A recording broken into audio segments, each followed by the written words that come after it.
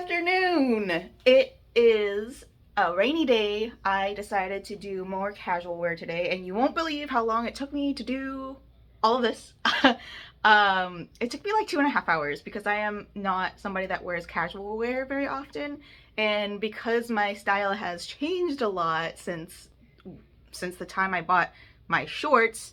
The shorts I bought in 2017, the top I bought last year at Not Scary Farm because like we like to buy stuff when we go on vacation because like it's a good way to remember where we went because both of us have memory issues, me mostly. Today we are going to Joann and we are going to buy Kona cotton fabric because I'm working on a halfway to Halloween project right now and I ran out of the fabric. Like the more you get into sewing, the more like you realize what fabrics you prefer to work with.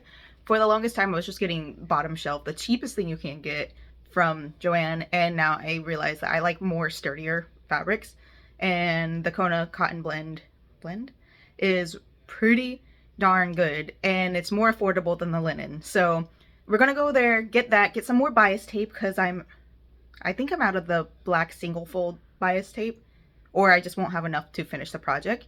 And we're going to Publix today because I'm making tteokbokki, which is a Korean dish. Mine is a very Americanized version. I add cheese to it, so we're gonna go buy some cheese and eggs. It just stopped raining really hard, which I don't mind getting wet a little bit because I dressed for the occasion and it is the state of Florida. It's rainy season now. However, it was raining sideways and that's a little bit too much for me.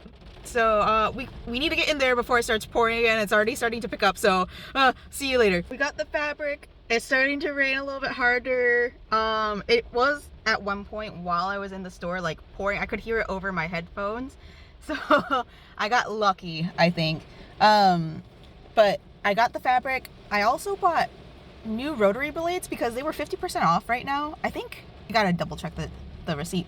They were 50% off, so I got 2 blades. I also got more interfacing because I'm loving working with interfacing because it gives a more hold, and like especially for the waistband, I've been using it a lot more for waistbands, maybe even sleeves, and the capes I make. Perfect for the capes so that they hold the structure even better. And then I think I got more bias tape and I got more orange thread because I started running low on orange thread. I mean, I've been using this like all-purpose thread for the longest time. I think I had at one point bought more of it when it was like 99 cents, and it's just not enough because I do happen to make a lot of clothes for Halloween. Anyways, we're gonna go over to Publix, get our groceries, and yeah. You can kind of see how windy it is. It's not like as bad as it was earlier, but that's pretty dang windy. Here's a more realistic view of what I'm dealing with right now. I'm at Publix and there's like, I'm not the only one doing it. We're all just hanging out in our car for the rain to kind of die down. Yeah, I'm gonna be here for a little bit. But I guess since we're here, we could talk about the accessories that I'm wearing. So I got these skelly hands last week over at Spookala. This necklace I got over at MegaCon. This is like one of the first pieces of jewelry, pastel goth jewelry that I bought. I think I bought another thing from her like 2 years ago. I don't remember what it was, but it was probably more than 2 years ago. But it's like in my wardrobe. And then I have like down here, I'm wearing like, it's a handkerchief that I made for a different outfit. It was a sailor outfit that I wore recently at Spookala. Yeah, so it's not really very exciting stuff. The rain is too strong. I don't want to go out there. Oh, lightning. My favorite time of year. Oh, and I almost forgot these earrings I also got at Spookala. I didn't think I was going to like them as much when I first got them, but they're actually pretty cute, especially with like more casual wear. Kind of a fan. It's cleared out a lot. I'm ready to go home. Another reason why I kind of sat this out was because I hate driving, and I really especially hate driving in the rain. So we're gonna go home and then we're gonna unpack, and then I think I'm gonna do some sewing before I start doing any dinner because it's only 3 o'clock. I'm I'm looking at the receipt finally, and it looks like I got quite a bit 50% off. The only thing I didn't get 50% off was the quilt solid. So I realized, I don't know if I bought Kona cotton, but there's another cotton, I don't remember how they called it, but it was very, very close in color and texture, so I just got that. It was $2 cheaper. So I got three things 50% off because there was a sale. And then I also got the little charcoal on sale. I don't know if she. Oh, the only thing I paid full price was the. What is it called? What is it called? It's called bias tape. I can't remember. The only thing I didn't get on sale was bias tape, so that's alright. Like, I normally get it on sale anyways. That's the only way I don't know. I know Joanne does this thing where they, like, make you feel like you're buying stuff on sale, which I did feel like I bought stuff on sale, even though it was all stuff that I needed, so it worked out. I've got it all piped and I'm ready to. So the thing is, I don't know if I want to do black. I mean, I'm going to do black initially because it's not going to show up for the thread. I almost kind of want to do orange as like an emphasis color, but I'm not sure at this point because like it might be too much. Whenever I get to putting everything together on the blouse side, I'm going to revisit this idea. For sure, we're going to start with black. If I'm feeling willing to it, I will do orange thread as like a top stitch. Y'all, I just realized I needed regular double folded bias tape because I'm going to line this or like do the hems of this. This is the tie. I was going to do the hems of it with bias tape. They didn't have any of the 1/2 inch bias tape. I think I still have an old, like the first project that I have where I did use that bias tape. So I think I might just pull the bias tape off of there and use it on here because I don't like the look of the single fold bias tape. I think it's just too like small and it's just more of an accent. I mean, they're both accent pieces at this point, but like I prefer the 1/2 inch double folded bias tape and I don't feel like making my own right now. So we're just going to take apart that project and like I was meaning to take it apart anyways. It's more scrap fabric. So I guess it works out. Just kidding again. I used single fold bias tape for that, and I think I used 1/2 inch for that. So we're just gonna go use this bias tape, the rest of this bias tape that I bought. Hopefully there's enough. If not, oh, I'm gonna be upset. I'm SOL. I have to make my own bias tape, and recently I learned how to make my own bias tape, but I do it like the long hard way because I don't know how to use my bias tape maker. And man, I know I'm upset. I am a little bit sad that I have to make bias tape on my own. I did recently make my own bias tape. Let me find it. So for this project, I made a bunch of bias tape for the hem of the skirt because I didn't have any oranges that matched the fabric I was using. The fabric I used is like a loops and threads fabric that I bought 3 years ago. And I just didn't feel like going out for bias tape. And joke's on me, I had to go out and get it anyways. So this came out much smaller than I expected, thinner than I expected. I measured them at 1 inch each, and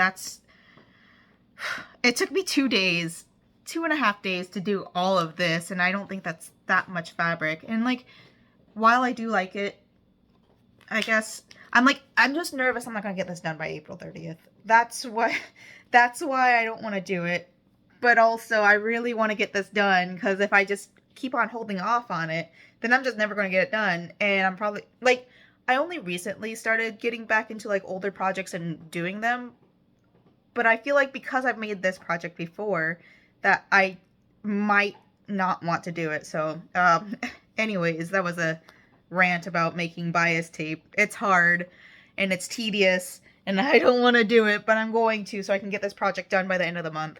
I finished all the bias tape. It's a little bit wider than the last set. Like, I think this is considered 1/2 inch. Maybe not. Either way, it's wider than the last set, and I'm much more happier with that than I am with the orange, but the orange will just have to deal. I think I'm just gonna pin the tie to the bias tape I made and then call it a day for sewing because, like, I don't know, just like switching between, because like sewing in itself is its own task, but then it's a whole bunch of different tasks. So I just finished ironing, and that's a whole thing to me. But prior to that, I was pinning.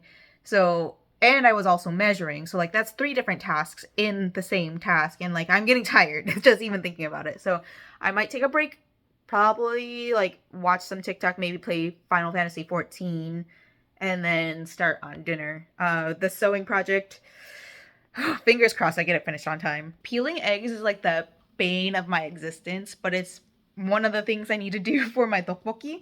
And like, so I saw this thing online where if you take your hard-boiled egg and you put it into like a to-go cup of water and just shake it up really fast, like it will just peel itself. So I'm gonna try that today. Hopefully it works, and if it does, then this will stay in. If not, then I'll just be really upset because I really, really, really hate peeling hard-boiled eggs. The eggs are done boiling. I kind of forgot about them because I was watching the Brian Cohey case. Explore With Us did like their little journalistic thing, and I actually watched Explore With Us when they were still like doing, what's it called, like urban exploring, while they were still urban exploring in Utah. And I don't know, it's just it's kind of fun when you see like YouTubers start and then where they're at now. Anyways, I feel so bad for that mom. Like, this is such a sad case. I'm like just getting to the part where Brian Cohey is being interviewed. Brian Cohey Jr. is being interviewed. But I gotta do these eggs first, and then we can go finish it. I didn't do a good job checking the eggs when I bought them. This one exploded. Ew. It's still gonna taste okay, I guess, but like, ew. So I think you're supposed to crack them a little bit before you put them in the water. So I'm gonna do that real quick, and then I'm gonna put them in this little container right here, put the lid on it, and shake it up. Oh, there's a hole in it. Ugh. You can kind of see on that side starting to peel off, so I guess I gotta do this a little bit longer. This is definitely a process, but it's still a little bit more sensory friendly than actually peeling them. Y'all, it worked. It worked. It worked. Let's go. It worked. I'm such a big fan of this method. Holy cow. Like, there's a little bit of like the skin on it still, but like not too much. That is the most perfect egg. Oh my god. I'm never doing any other method ever again. Round 2 was definitely not as successful. That water looks gross AF. You're loud. That's unfortunate. I thought this was gonna be like a new foolproof method, but guess not. Maybe I just cracked it wrong or something. Maybe if the third one doesn't turn out well, then I'm just gonna go back to normal peeling. That sucks. Okay, so I think the trick is not to let the water peel the whole entire thing, because this one came out even better than the first one. So the goal is to let it crack enough, and then like this came out pretty clean, so that's the goal. Got it. Out of the 6 eggs that I boiled, 3 of them came out okay.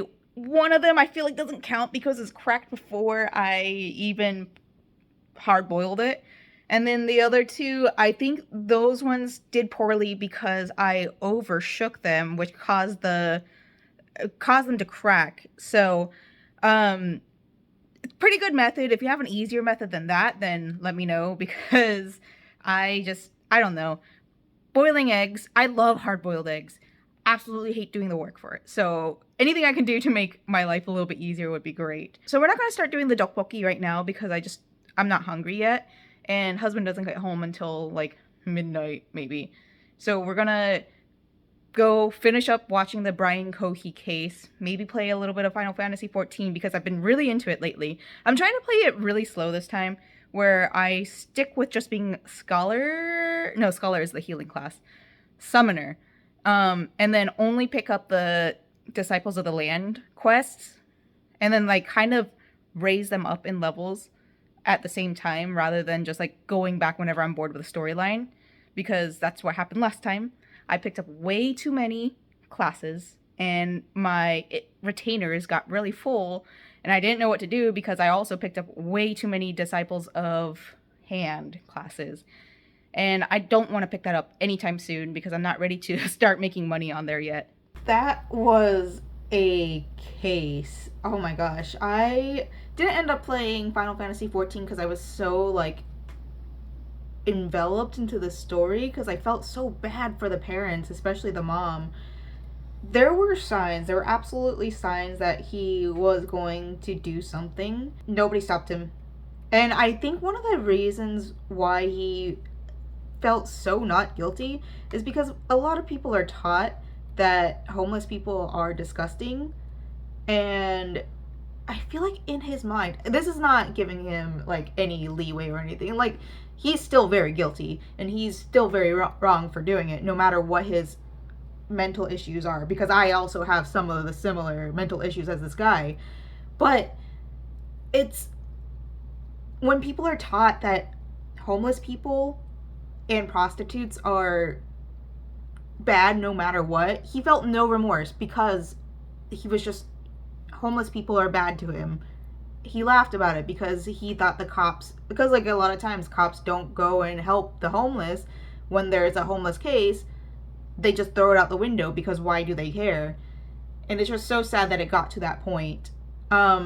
Anyways, I'm making these little crochet candy corn guys. I'm gonna put them on little bracelets, I think, because last year during HHN we did this whole thing where a lot of people traded bracelets with each other, and like I was a former scene kid, so I kind of really enjoyed the bracelet trading aspects of it. A lot of people in the rave community do trade bracelets or like necklaces with beads and all that.